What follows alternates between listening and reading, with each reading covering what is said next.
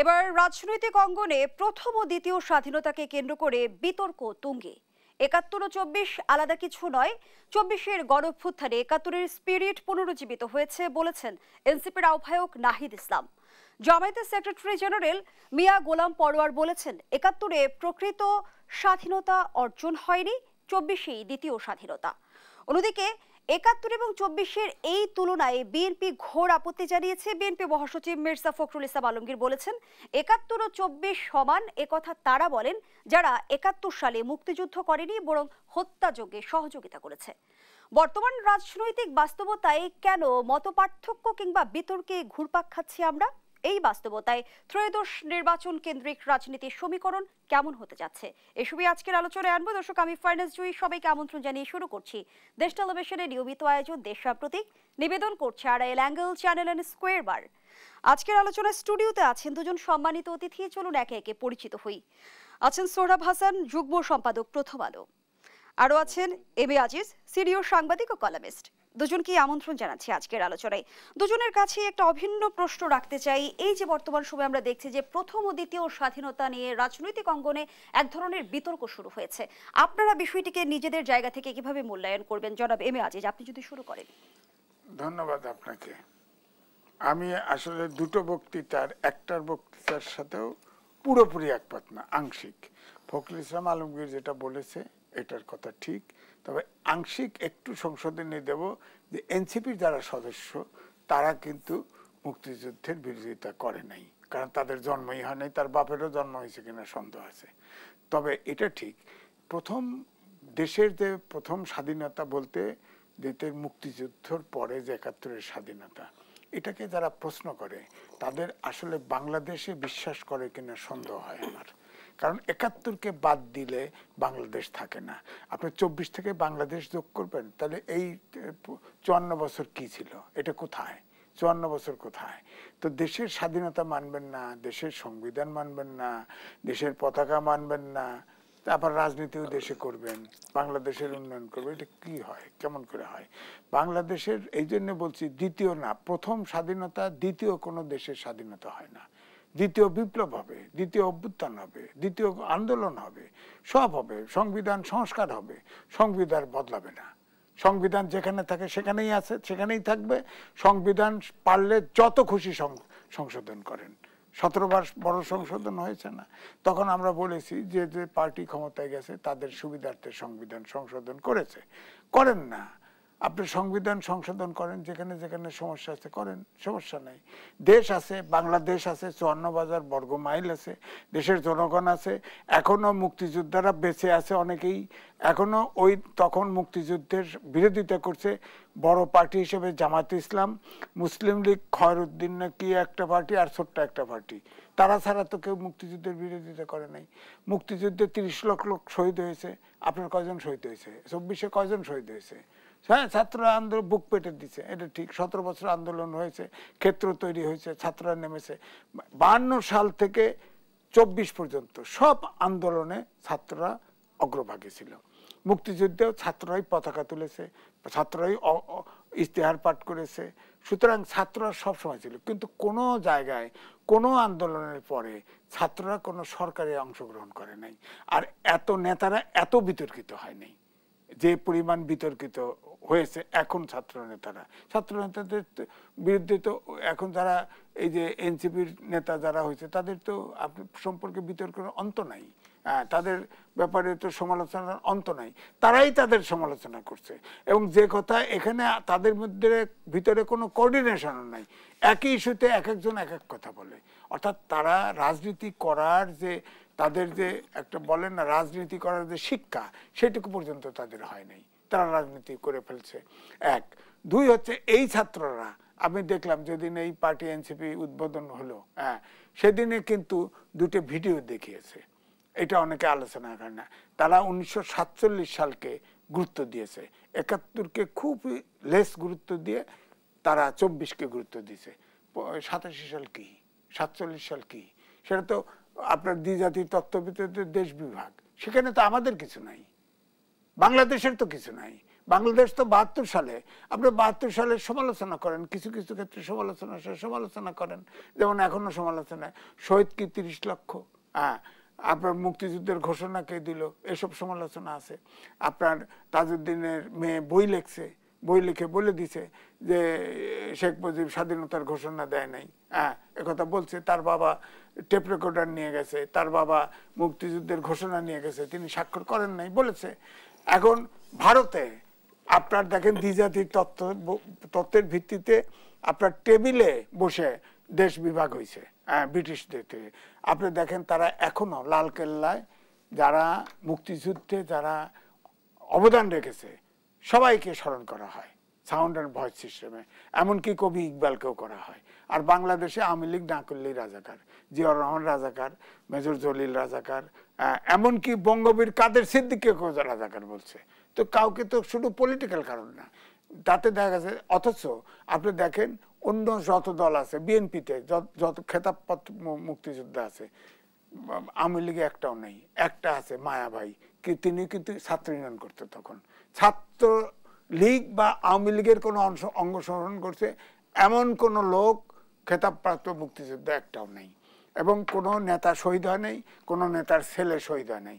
এই জন্যই বলা হয় এটা যৌনযুদ্ধ, মারা গেছে সাধারণ জনগণের ছেলে মেয়ে, এবং ছাত্রলীগ ছিল তাদেরও সদস্য মারা গেছে।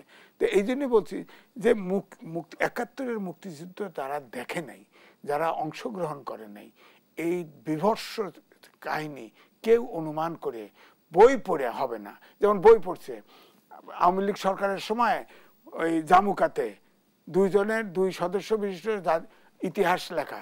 ইতিহাস লিখতে চাইছে। একজন হলো সৈয়দ কি ছিলেন মুনতাসির মামুন, আর হলো সৈয়দ মেজবা কামাল। 12.5 কোটি টাকা তারা কয়েকটা বই নিজেদের লেখা জমা দিয়ে 12 কোটি টাকা 12.5 কোটি টাকা লুট করে নিয়ে গেছে। এখন তো বেরিয়েছে, তাদের ধরে না কেন? আর আজ পর্যন্ত 54 বছর হলো মুক্তিযুদ্ধে যে যেমন পারে লেখছে। একটা নিরপেক্ষ লোক দিয়ে মুক্তিযুদ্ধের ইতিহাসকে আমাদের ভবিষ্যৎ প্রজন্মের জন্য লিখবে, এ পর্যন্ত কোনো সরকার লেখে নেই, এই জায়গায় হাত দেয় নেই। এমনকি খেয়াল করে দেখেন প্রকৃত মুক্তিযোদ্ধা কয়জন?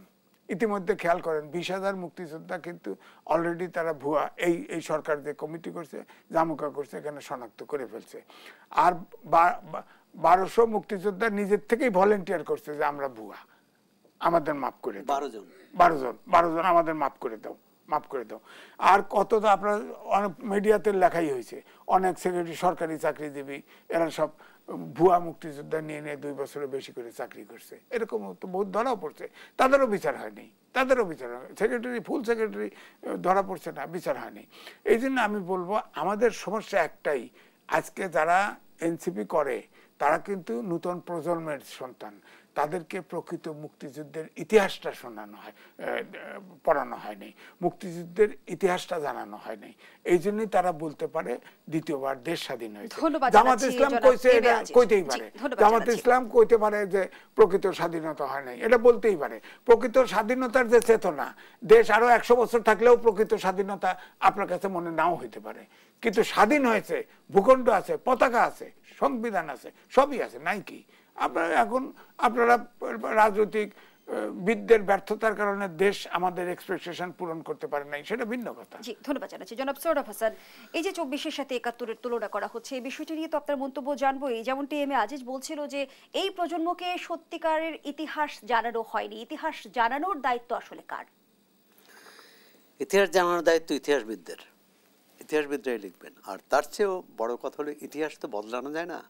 ইতিহাস যা অতীতে যে ঘটনা ঘটছে সেটাই তো ইতিহাস। কিন্তু ইতিহাস বিকৃতির অভিযোগ তো আমরা অসংখ্যবার শুনেছি। বিকৃত মানে কেউ ইতিহাসকে নিজের পক্ষে নিজের সুবিধা মতো ব্যাখ্যা করতে চেয়েছে, ব্যাখ্যা করেছেন। এটি সব দলই হয়েছে, আওয়ামী লীগ করেছে, বিএনপি ক্ষমতায় থাকতে বিএনপি করেছে। কারণ জিয়াউর রহমানের সময় মুক্তিযুদ্ধের ইতিহাস দলিলপত্র, স্বাধীনতা যুদ্ধের ইতিহাস দলিলপত্র প্রকাশিত হয়েছিল। তার সম্পাদক ছিলেন প্রখ্যাত কবি, গবেষক, সাংবাদিক হাসান হাফিজুর রহমান। পরে আমরা দেখলাম যে 2001 সালে, এটা কিন্তু 91 হয়নি, 2001 সালে বিএনপি ক্ষমতায় এসে সেই সেই দলিলপত্র বদলানো হলো। পরবর্তীকালে আওয়ামী লীগ যা করেছে এটা তো আজিজ ভাই বলেছেন। আমরা ওই বিতর্কে যেতে চাই না। মূল বিতর্ক হচ্ছে স্বাধীনতা ৭১, ৪৭ এবং ২৪, এই তো। এই বিতর্কটা কি খুবই জরুরি? এই বিতর্কটা কি মানুষের, এই যে আজকে যারা নিরাপত্তাহীনতায় ভুগছে, আপনি দেখুন ধানমন্ডিতে এত বড় ডাকাতি হলো এবং র্যাবের পোশাক পরে, এবং সেখানে একজন ধরা পড়েছে, সে সেনাবাহিনীর সার্জেন্ট। আপনি গার্মেন্টস শ্রমিকরা তাদের বকেয়া বেতন এবং বোনাস চাইতে গিয়ে যেভাবে লাঞ্ছিত হলেন ঢাকা শহরে, এবং সড়ক অবরোধ করতে হচ্ছে। সামনে ঈদ, তাদের বেতন ভাতা অনেকে পাননি, অনেকে পেয়েছেন, অনেক মালিক দিয়েছেন। ১২ জন মালিকের বিরুদ্ধে সরকার বিদেশ যাওয়ার উপর নিষেধাজ্ঞা জারি করেছে। এটা হচ্ছে জনগণের সমস্যা, মানুষের সমস্যা। আর আমরা রাজনৈতিক নেতারা, সেই নতুন দল পুরান দল, তারা বিতর্ক করছি সেই ৫১ না কি বলে ৪৭ না ৭১ না ২৪। যারা বলেন যে ৭১-এ প্রকৃত স্বাধীনতা পাননি, তারা স্বাধীনতায় বিশ্বাস করেন না। তাদের কাছে যে প্রকৃত স্বাধীনতা, সেটি এদেশের জনমানুষের কাছে সেটি প্রকৃত স্বাধীনতা নয়। দ্বিতীয় স্বাধীনতা বলতে তারা কি বোঝাতে চাচ্ছে? না, দ্বিতীয় স্বাধীনতা যেটি এনসিপি যে ব্যাখ্যা দিয়েছে, সেটি যে খুব ভিত্তিহীন সেটা বলা যাবে না, বা তার ভিতর কি বলে ৭১-কে অস্বীকার করেনি। তারা বলছে ৭১ যে আকাঙ্ক্ষা ছিল সেই আকাঙ্ক্ষা পূরণ হয়নি, সেটি পুনরুজ্জীবিত হয়েছে সেই আকাঙ্ক্ষা। আবার একই সঙ্গে এই প্রশ্ন আসবে, ২৪-এ যে আকাঙ্ক্ষা পুনরুজ্জীবিত হলো, ২৫-এ কি সেটা আছে? গত ৭.৫ মাসে মানুষের মধ্যে কি সেই প্রত্যাশা আছে? মানুষের মধ্যে কি সেই আশাবাদ জিয়ে রাখতে পেরেছে এই রাজনৈতিক নেতৃত্ব অথবা ছাত্র নেতৃত্ব? কারণ মানুষ তো অনেকেই ইতিমধ্যে হতাশ হয়ে পড়েছেন। নির্বাচনের দোলাচল, যে কবে নির্বাচন হবে, সে তার চেয়েও বড় বিতর্ক হচ্ছে আবার কি আমরা সেই পুরানো ধারায় যাব কিনা। নতুন বাস্তবতা আসলে কি বলে? এনসিপির নেতারা যখন বলেন, তরুণ নেতৃত্ব আমরা স্বাগত জানাই, তারা যখন বলেন যে পুরনো বন্দোবস্ত থেকে, পুরনো রাজনীতি দেশের জনগণের আশাকাঙ্ক্ষা পূরণ করতে পারেনি, আমরা নতুন রাজনীতি চাই, আমরা স্বাগত জানাই। কিন্তু সেই নতুন রাজনীতি তো দেখি যে পুরনো যে রাজনীতির যে ধারা, সেই দখলবাজি, সেই হানাহানি, সেই শোডাউন এবং আড়ম্বর বেশি, মানে প্রকৃত ঘটনা, মানে অনুষ্ঠানের চেয়ে অনুষ্ঠান বেশি, আড়ম্বর বেশি প্রকৃত কাজের চেয়ে। এমন যদি হতো যে তাদের যদি আমরা দেখতাম যে এই যে তৈরি পোশাক শিল্পের যে শ্রমিকরা বেতন ভাতার জন্যে আন্দোলন করছে, সেই আন্দোলনকারীদের পাশে তারা দাঁড়িয়েছে। তারা মালিকদের সাথে দর কষাকষি করছে যে কেন ঈদের আগে এদের বোনাস বেতন দেয়া হবে না। আমরা তো কোনো দলের নেতাকে যেতে দেখিনি, পুরানো না নতুন না। অর্থাৎ রাজনীতিকরা তাদের সুবিধা তাদের নিজেদের সুবিধার জন্য রাজনীতি করছেন, জনগণের সুবিধার জন্য না। তাহলে তো আজকে যে জনগণের জানমালের নিরাপত্তা নেই, সেই নিরাপত্তার কথা বলতেন, উদ্বেগ প্রকাশ করতেন। এখন তো নাহিদ ইসলাম এনসিপির যে আহ্বায়ক, তিনি এখন আর মন্ত্রিসভায় নেই। তিনি তো এখন একটি রাজনৈতিক দলের নেতা হিসেবেই কিন্তু তিনি সরকারের কাছে তার দাবি দেওয়া, জনগণের দাবি দেওয়া উত্থাপন করবেন, যেমন তার দলের দাবির কথা বলছেন। কিন্তু সেখানেও দেখলাম যে তার দলের দুটো দাবি জানিয়েছে। আমি মনে করি যে সেটি একটা, যে প্রার্থী হতে হলে এখন 25 সীমারেখা আছে, 25 বছর ন্যূনতম হতে হবে, বলছে 23। এটি আমি মনে করি খুব অযৌক্তিক নয়। কিন্তু 16 বছর সেটি কিন্তু 16 বছর বাংলাদেশের সংবিধানে, শ্রম আইনে এবং অনেক আইনে কিন্তু তাদেরকে শিশু হিসেবেই বিবেচনা করা হয়। একজন শিশুকে আপনি তাকে কাজ করতে দিবেন না, মানে আপনি তাকে প্রাপ্তবয়স্ক বলবেন না, যে 18 বছর না হলে আবার তাকে ভোটার করবেন। একজন অপ্রাপ্তবয়স্ক তো ভোটার হতে পারে না। তাই মনে করি এটা 18 বছর, এবং অনেক দেশে কিন্তু 18 বছরের বেশিও আছে। জনাব সোহরাব হোসেন, আপনার নিশ্চয়ই মনে আছে যে এর আগে কিন্তু প্রধান উপদেষ্টাও বলেছিলেন তিনি মনে করেন ভোটার হওয়ার বয়স 17 নির্ধারণ হওয়া উচিত। 17-18 এটি কি এখন সমস্যা? এটি তাহলে নতুন জাতীয় সংসদ হোক, জাতীয় সংসদে বিতর্ক হোক, জনমত যাচাই করে হোক, কেউ কারো কারো হঠাৎ মনে হলো যে এটি হওয়া উচিত, সেটাই কি হবে? সেটা হওয়া উচিত না। কারণ জনগণের জনমত যাচাই করতে হবে, জনগণের কাছে যেতে হবে। আপনি অনেকে তো মনে করেন যে যারা 18 বছর বয়স হয়েছে তাদের তো তাহলে ছাত্র রাজনীতিও করার দরকার নেই, কারণ তার 18 বছর বয়স হয়েছে, তার প্রাপ্তবয়স্ক নাগরিক যে কোনো রাজনৈতিক দলে যোগ দিতে পারেন। যে কোনো রাজনৈতিক দলে তার তো ছাত্র রাজনীতি করার দরকার হয় না। সুতরাং রাজনীতিতে বিতর্ক থাকবে, কিন্তু এই বিতর্ক মানুষের সমস্যার সমাধান করবে কিনা, এই বিতর্ক যে জনগণের যে দেশে যে সংকট আছে সেটা সমাধান করবে কিনা। নতুন দল তো আমরা দেখলাম না যে গত 7-8 মাসে যে 15 লাখ যে নতুন তরুণ যে কর্মবাজারে প্রবেশ করলো, মানে তার কাজ করার মতো তাদের বয়স হলো, সেই 15 লাখের কর্মসংস্থানের ব্যাপারে তো তাদের কোনো দাবি দেখি না, বা কর্মসংস্থানের বরং গত এই 7-8 মাসে অনেকে চাকরি হারিয়েছেন, অনেক কারখানা বন্ধ হয়ে গেছে, অনেক কারখানা পুড়িয়ে দেওয়া হয়েছে। সেগুলো কিভাবে পুনরুজ্জীবিত করা হবে? সোহরাব হোসেন, তাহলে তো প্রশ্ন আসে যে আপনি যাদের কথা বলছেন, মানে তরুণরা, ছাত্র নেতারা কি আসলে পুরনো রাজনীতিতে ব্র্যাকেট বন্দি থেকে নতুন রাজনৈতিক বন্দোবস্তের কথা বলছেন? এটিও কি রাজনীতির কোনো কৌশল কিনা? আমি সেই আলোচনায় ফিরতে চাই। একটা বিরতির সময় হয়েছে, কিন্তু তারা মুখে যাই বলুন, বাস্তবে সেটাই। বিরতি দিচ্ছি, সাথেই থাকুন।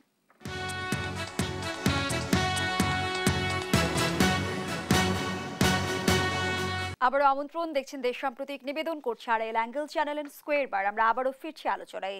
জনাব সোহরাব হাসান, যে আলোচনায় আমরা ছিলাম, যেমনটি আসলে নতুন রাজনৈতিক দল এনসিপি বলছে, পুরনো রাজনৈতিক ধারা থেকে পরিত্রাণ পেয়ে তারা যেন নতুন রাজনৈতিক বন্দোবস্ত প্রণয়ন করতে পারে। কিন্তু এনসিপির দল গঠনের প্রথম দিন থেকেই কিন্তু বিতর্ক তাদেরই পিছু ছাড়ছে না।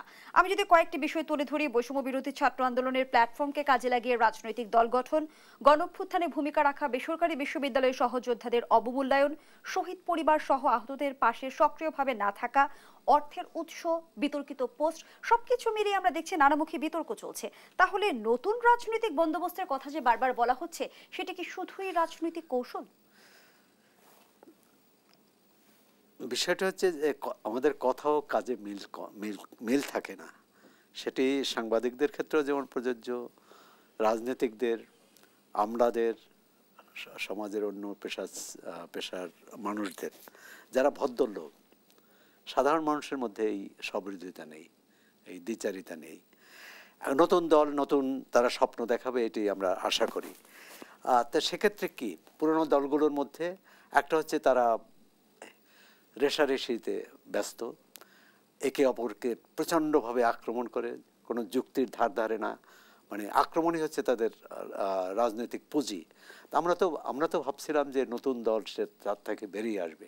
দ্বিতীয় হচ্ছে যে পুরনো দলের স্বচ্ছতা নেই, জবাবদিহি নেই, নেতৃত্ব নির্বাচনে গণতন্ত্র নেই। নতুন দলে যদি বলুন যে হ্যাঁ এখানে একক নেতৃত্ব না করে তারা সমন্বয়ক, আহ্বায়ক, সহ আহ্বায়ক, মুখ্য সমন্বয়ক, এই নানা নামে 10 জনের একটি কমিটি করেছে, সম্ভবত 10 জনের। আর যে কমিটির 10 জনই আমরা ধরে নিলাম এই দলের নেতা। কিন্তু তারা প্রথম একটা বড় সমাবেশ করলেন, ভালো একটা ইফতার পার্টি করলেন, একটা না একাধিক। এখন যে করতে পারেন, এবং বলেছেন তারা চাঁদার মাধ্যমে জনগণ তাদের সহায়তা করছে। তা আমরা আশা করব যেটা ইউরোপ, মানে পশ্চিমা দেশগুলোতে হয়, উন্নত গণতান্ত্রিক দেশগুলোতে, তারা কিভাবে এই অর্থ সংগ্রহ করেছে সেটি জনগণকে জানানো। কারণ তারা জনগণের সেবা করার জন্যই এসেছে। পুরনো দলগুলো জানাচ্ছে না বলেই আমরা কিন্তু তার সমালোচনা করছি, আমরা তার বিরোধিতা করছি। নতুন দল যদি এটা জানাতো যে আমরা এই ইফতার মাহফিলের আয়োজন করেছি এবং এখানে এত টাকা খরচ হয়েছে, এত টাকা আমরা নিজেরা দিয়েছি, এত টাকা আমাদের শুভানুদ্দায়ীরা দিয়েছে, একইভাবে তাদের অফিস ভাড়া, অন্যান্য খরচ, সেক্ষেত্রে আমার মনে হয় যে জনগণ তাদের কাছ থেকে এটি আশা করে, এটা প্রত্যাশা করে। আবার একজন নেতা দেখলাম যে উত্তরবঙ্গে গাড়ি বহর নিয়ে গেলেন, এবং তিনি যে ব্যাখ্যা দিলেন সেটি আরও হাস্যকর। যে ব্যাখ্যা দিলেন যে তারা 3 পুরুষ থেকেই এই জমিদারি তাদের আছে, এবং তার দলেরই একজন নেতা কিন্তু একজন নেত্রী মানে প্রশ্ন তুলেছেন, চিঠি লিখেছেন, বিস্তারিত জানতে চেয়েছেন। তবে এটি ভালো বলবো যে এরপরও একজনে আরেকজনের বিরুদ্ধে কিন্তু কোনো বিষোদ্গার করেননি, এটি ভালো। আবার একই সঙ্গে বলবো যে শুধু নতুন দলই কি জবাবদিহি করবে, তাদের কাজেই শুধু স্বচ্ছতা থাকবে তা নয়, সব দলেরই স্বচ্ছতা থাকা উচিত, পুরানো নতুন। তবে নতুনরা যেহেতু পথ দেখাতে চায়, তারাই কাজটি শুরু করুক, তাহলে মানুষের আস্থা বাড়বে। আর না হলে তারা যে সেই গতানুগতিক ধারাই যদি যায় যে শোডাউন ছাড়া মানুষ ভোট দেবে না, এই ধারণাই যদি থাকে, এই ধারণা তো পুরানো ধারণা, যে যত কালো টাকা এবং পেশি শক্তি দেখাতে পারবে সেই তত বেশি ভোট পাবে, তত সেই নির্বাচিত হবে। তাহলে তো আমরা নতুন দল কেন? ধন্যবাদ জানাচ্ছি জনাব সৌরভ হাসান। জনাব এম এ আজিজ, ইশরাক হোসেনকে ঢাকা দক্ষিণ সিটির মেয়র ঘোষণা করেছেন আদালত। এর পরপরই হিরো আলম দাবি করেছেন ঢাকা 17, বগুড়া 4 ও 6 আসনের এমপি পদ তাকে ফিরিয়ে দেওয়া হোক। দুটি বিষয় নিয়ে আপনার মতামত জানতে চাই। এটা তো চাইতেই পারে, কারণ হিরো আলম তো দেখা গেছে যে তার যেসব জায়গায় তার ভোট বেশি পাওয়ার কথা ছিল সেই সব জায়গায় তার ভোট কম দেওয়া হয়েছে। যেমন ওই যে করাইল বস্তি টস্তি, সেখানে তো স্বাভাবিক হিরো আলম অনেক ভোট পশ এরিয়াতেও দেখা গেছে হিরো আলম বেশি ভোট পাইছে। তো সে তো মামলা করে নেই, মামলা করলে তারটাও ফেরত পায়। যদি ইশরাক হোসেন পেয়ে থাকে, যদি আপনার রাজশাহী চিটাগাংয়ের মেয়র ফেরত পায়, সেও ফেরত পাবে, সে তো মামলা করে নাই। কিন্তু সে ওই এইরকম বাইরের থেকে বললে তো আর কেউ এটা দিবে না, বিচারে গেলে দিবে। তবে এটা ঠিক যে ধরেন এই যে আপনার 18-র যে নির্বাচন হলো, 17 ধরেন বা 14 নির্বাচন, এগুলো তো তিনটেই বলা হয় বিতর্কিত। তাহলে তো যেভাবে রায় দেখতে পাচ্ছি তাতে করে তো ওই রায় 3টা সুমোটো রায় দিলেও তো পারে যে ওই ইলেকশনগুলো প্রশ্নবিদ্ধ, সুতরাং যারা সরকারি দল আওয়ামী লীগ ছিল ওটা সব বাদ। অন্তত যারা বিরোধী দলে ছিল তারা তাদের এমপি হয়ে গেছে, এরকম ব্যাপারটা হয়ে যায়। এখন মামলা করলেও যে রায় পাবে এমন তো কথা না।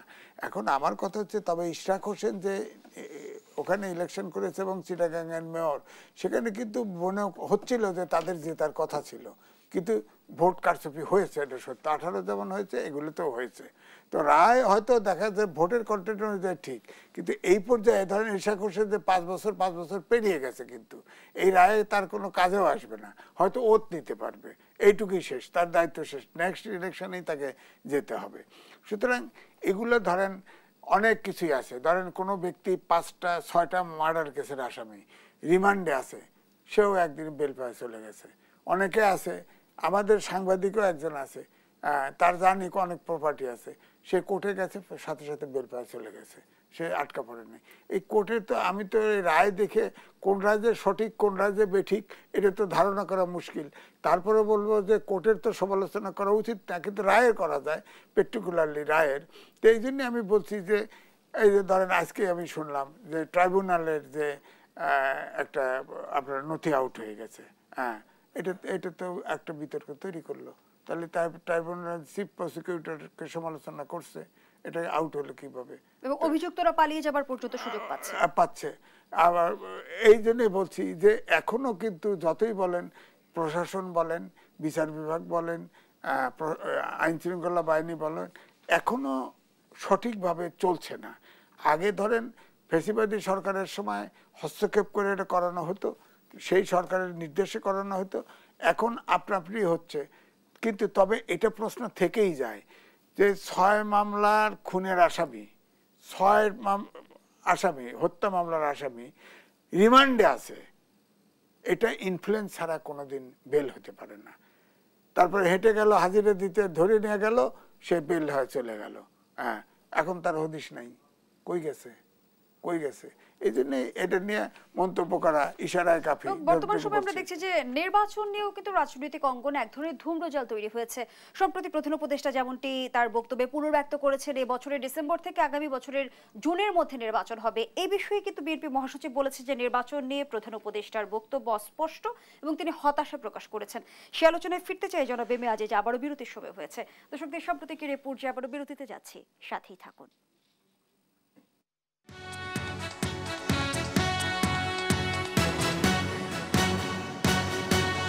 ফিরে এলাম, দেখছি দেশ সাম্প্রতিক। আমরা আবারও ফিরছি আলোচনায়। জনাব এ বি আজিজ, যে আলোচনায় আমরা ছিলাম, প্রধান উপদেষ্টার নির্বাচন কেন্দ্রিক বক্তব্যকে বিএনপি মহাসচিব যেমনটি বলেছেন, নির্বাচন নিয়ে প্রধান উপদেষ্টার বক্তব্য অস্পষ্ট, তিনি হতাশা জানিয়েছেন।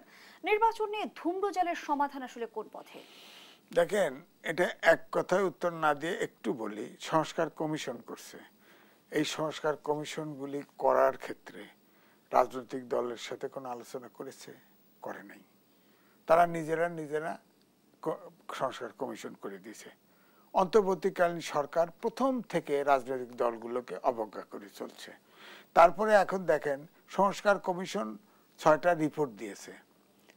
আজকে অবশ্য দেখলাম আরো 4টে না 5টা সংস্কার কমিশনকে 1 মাস সময় বাড়াই দিয়েছে। দেখ, ওগুলো ইলেকশনের সাথে রিলেটেড না। এই সংস্কার কমিশনে এইটারে যারা হচ্ছে এগুলোকে কম্পাইল করছে, কম্পাইল করে রাজনৈতিক দলগুলোকে এমসিকিউ কোশ্চেন পাঠিয়ে দিছে। আপনি টিক দেন, অর্ধেক না আংশিক একমত হন, এটি হাস্যস্কর না? রাজনৈতিক দল যার সংস্কার করেন, যিনি ক্ষমতায় আসবে, যারা সরকার ফর্ম করবে, তারা যদি সব ফেলা দেয় কি করবেন? এত তামাশা করা তো ঠিক না। আর সরকার 21 জন চালাচ্ছে। এখন ছাত্ররাও মাঝে মাঝে সমালোচনা করে, কিছু দল ইনডাইরেক্টলি, কেউ ডাইরেক্টলি তো পক্ষে বলে না, কারণ দেশটা যা এক্সপেকটেশন, যে প্রত্যাশা, সেটা তো পূরণ করতে পারতেছে না। দেখেন, এ পর্যন্ত আমি কিন্তু 3টা লেখা লিখেছি ইউনূসের, যে সে জাতীয় সম্পদ। আমি খুব আশান্বিত হয়েছিলাম, ডক্টর মোহাম্মদ ইউনূস যদি ক্ষমতায় যেহেতু বসছে, সারা বিশ্বকে সে আমাদের দেশের জন্য কাজে লাগাবে।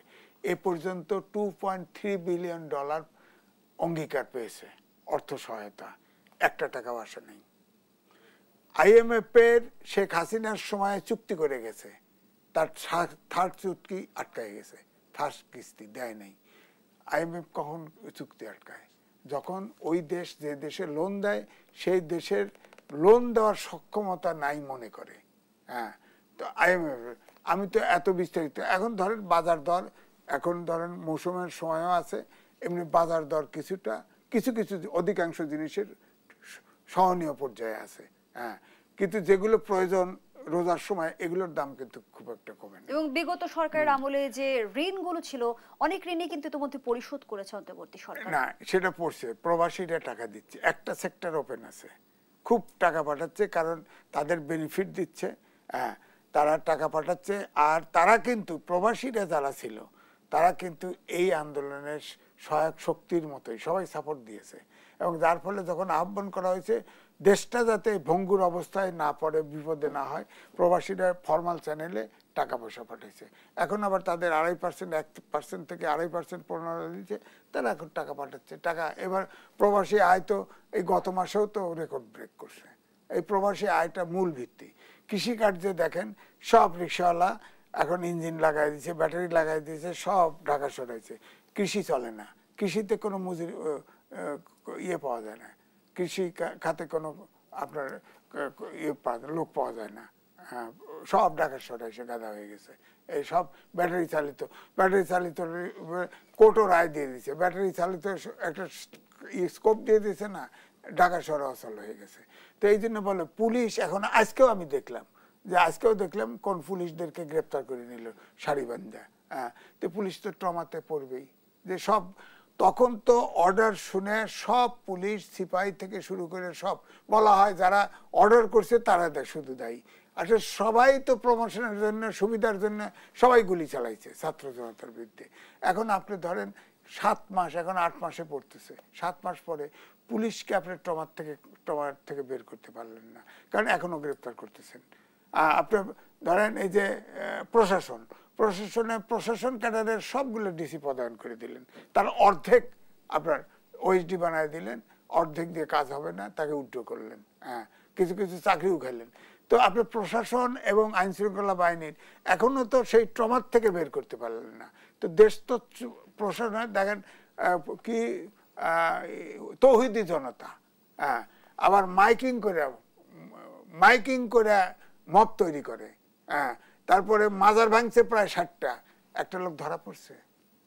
আপনি তো বলেন মাজার কে ভাঙতে পারে, এটা অনুমান তো করতে পারেন। ধরতে পারছে? ধরে নাই। ধরে নাই। এখন সরকার যদি সবার সাথে আপোষ করে, সবাইকে ভয় পায়, দেশ যদি দেশ চালানোর মতো না করে, তোমরা সমালোচনা করো, যা ইচ্ছে তাই করো, ধন্যবাদ আমরা জানাচ্ছি আছি, এটা জনাব হলে এম এ হবে না আজিজ তো। সোহরাব হাসান। সরকার কি সবাইকে ভয় পাচ্ছে? সরকার কি নমনীয় নাকি আসলে দুর্বল? সরকার কি করবে সেটা নিজেরাই হয়তো স্থির করতে পারছে না। আমরা 7.5 মাস বা 8 মাস হতে যাচ্ছে। নির্বাচন তো একটা সরকারের অঙ্গীকার, যে সরকার জন অভ্যুত্থানের মধ্য দিয়ে এসেছে, তাদের অঙ্গীকার হচ্ছে দেশকে স্বৈরতান্ত্রিক ধারা থেকে গণতান্ত্রিক ধারায় নিয়ে যাওয়া। আপনি বলছেন নির্বাচন সরকারের অঙ্গীকার, বিএনপিও বারবার দ্রুততম সময়ের মধ্যে নির্বাচনের দাবি জানাচ্ছে, কিন্তু রাজনৈতিক দলগুলোর মাঝেও নির্বাচন নিয়েও তো আমরা দেখছি যে মত পার্থক্য তুঙ্গে। যেমনটি এনসিপির আহ্বায়ক নাহিদ ইসলাম বলেছেন, একটি দলকে ক্ষমতায় বসাতে নির্বাচন চাপিয়ে দিলে মেনে নেওয়া হবে না। আবার একটি দলকে ক্ষমতায় আনার জন্য নির্বাচন পিছিয়ে দিলে সেটাও বিএনপি মানবে না। আসলে গণতন্ত্র হচ্ছে একসঙ্গে চলা। তো এই রাজনৈতিক দলগুলো আলাপ আলোচনা করে, এখন তো যাদেরকে স্বৈরতন্ত্র বলা হতো, যারা ষড়যন্ত্রকারী বলা হতো, তারা তো আর মাঠে নাই। এবং আরেকটি হচ্ছে যে এই যে জুজুর ভয়, যে প্রধান উপদেষ্টা তার বক্তৃতার একটা বড় অংশ যে এই সরকারের বিরুদ্ধে সাবেক সরকারের নেতাকর্মীরা অর্থ বিনিয়োগ করে অপপ্রচার চালাচ্ছে। অপপ্রচার তো তারা যেমন চালাচ্ছে, গুজব ছড়াচ্ছে, আবার অন্য আরেকটি পক্ষ তো ছড়াচ্ছে, তারা যাদের মনে করে যে তাদের পছন্দের নয়, তাদের বিরোধী, তাদের অফিস ভাঙচুর করতে চায়, অফিস দখল করতে চায়, তাদের বাড়িঘরে হামলা চালাতে বলে, তাদের এমনকি কোনো উপদেষ্টার নাম ধরে 1 সপ্তাহের মধ্যে তাকে পদত্যাগ করতে হবে, এবং কি বলে অশ্রাব্য ভাষায়, যে ভাষা উচ্চারণ করা যায় না সেই ভাষায় কিন্তু করে। এবং তারা দাবি করে তারাই এই ছাত্র গণ অভ্যুত্থান মধ্য দিয়ে আওয়ামী লীগ সরকার বিদায় নেয়নি, তারা দেশের বাইরে থেকে তাদেরকে বিদায় দিতে পারছে, মানে তারা এই আন্দোলন সংগঠিত করেছে। সুতরাং সবটাই দেখতে হবে। এবং এই সরকার, আমি মনে করি যে নির্বাচনে একটা সুনির্দিষ্ট তারিখ ঘোষণা করলে এই যে অস্থিরতা আছে নির্বাচন নিয়ে, রাজনীতি নিয়ে, বিনিয়োগ নিয়ে, ব্যবসা বাণিজ্য নিয়ে, সামাজিক অস্থিরতা, সেটা অনেকটা কমতো। এবং সর্বশেষ পেরিয়ে গেল সরকারের, কেন এখনো সুস্পষ্ট রোডম্যাপ সরকার দিতে পারেনি? এখন সরকার তো বলবে যে রাজনৈতিক দলগুলো একমত হতে পারেনি, কিন্তু সরকার একটা তারিখ ঠিক করবে। রাজনৈতিক দলগুলো সরকারকে বলুক যে এই তারিখে আমরা নির্বাচন করতে পারবো না, 3 মাস বাড়াতে হবে বা 3 মাস কমাতে হবে। কিন্তু সরকার তো সেই সুযোগ রাজনৈতিক দলগুলোকে দিচ্ছে না। সরকার এক ধরনের, এটা তো আমাদের রাজনৈতিক সংস্কৃতি, মিস্টার ক যে কথা বলবে মিস্টার খ সেটা বিরোধিতা করবে, মিস্টার গ সেখানে চুপ থাকবে। এখন এই একটা বলা যায় যে রাজনৈতিক দলগুলোর যে এই বিভাজন, এই যে নানা মত, এটাকে সরকার কাজে লাগাচ্ছে কিনা সেটাও তো প্রশ্ন আসছে। কিন্তু এখন জুন না ডিসেম্বর, এই দোলাচল তো আমরা গত 3-4 মাস ধরে, এই দোলাচল কিভাবে আসলে কাটবে? এই দোলাচল কাটাতে পারে সরকার বলবে যে আমি অমুক তারিখ নির্বাচন করতে চাই, হোক জুনই হোক। যদি সরকার মনে করে যে এর মধ্য দিয়ে তার সরকার যা করতে চায়, মানে যে সংস্কার করতে চায়, এই সংস্কার কাজ ডিসেম্বরের মধ্যে হবে না, জুন প্রয়োজন হবে, তাহলে বলুক যে 30শে জুনের মধ্যে নির্বাচন হবে। মানে এখন একটা ডিসেম্বর না নির্বাচন, ডিসেম্বর না জুন না মার্চ না এপ্রিল, মানে নানা রকম তারিখ থেকে। আর প্রধান উপদেষ্টা বলেছেন, কিন্তু রাজনৈতিক স্থিতিশীলতা যেটা দরকার, অর্থনীতির চাকা সচল করা দরকার, বেকারত্ব দূর করা দরকার। মানুষ তো, তরুণরা কর্মবাজারে আসছে, কাজ পাচ্ছে না। এই যে সমাজে অস্থিরতার একটা বড় কারণ কিন্তু বেকারত্ব। এবং এই বেকারত্বের কারণেই কিন্তু আওয়ামী লীগ সরকারের বিরুদ্ধে আন্দোলনটা হলো, যে মেধাবী হয়েও সরকারি চাকরি পাবে না কোটার কারণে, সে কারণে তারা বৈষম্য বিরোধী আন্দোলন করলো। কিন্তু গত 7 মাসে আপনি অর্থনীতির ক্ষেত্রে, ব্যবসা বাণিজ্যের ক্ষেত্রে, শিক্ষার ক্ষেত্রে, প্রশাসনের ক্ষেত্রে কোথায় কোথায় বৈষম্য দূর হয়েছে। বরং কোনো ক্ষেত্রে বৈষম্য দূর করার নামে আবার বৈষম্য বেড়েছে, আবার কোনো ক্ষেত্রে হয়তো বৈষম্য কমেছে। কিন্তু সরকারের তার নীতি কর্ম পরিকল্পনার মধ্যে কোথায় যাতে একটা ধোঁয়াশা সেখানেও আছে। কিন্তু সাধারণ মানুষের একটা অভিযোগ রয়েছে যে গণঅভ্যুত্থান হলেও রাজনৈতিক অঙ্গন কিংবা রাষ্ট্রের স্থিতিশীলতা ফেরেনি। নিশ্চয়ই সেই আলোচনা, বিস্তারিত আলোচনার দাবি রাখে আমি একেবারেই শেষ পর্যায়ে চলে এসেছি। দুজনকে অসংখ্য ধন্যবাদ জানাচ্ছি আমাদের আয়োজনে যুক্ত হওয়ার জন্য। দর্শক, শেষ করছি দেশপ্রতীকের আজকের আয়োজন। ধন্যবাদ এতক্ষণ আমাদের সাথে থাকার জন্য।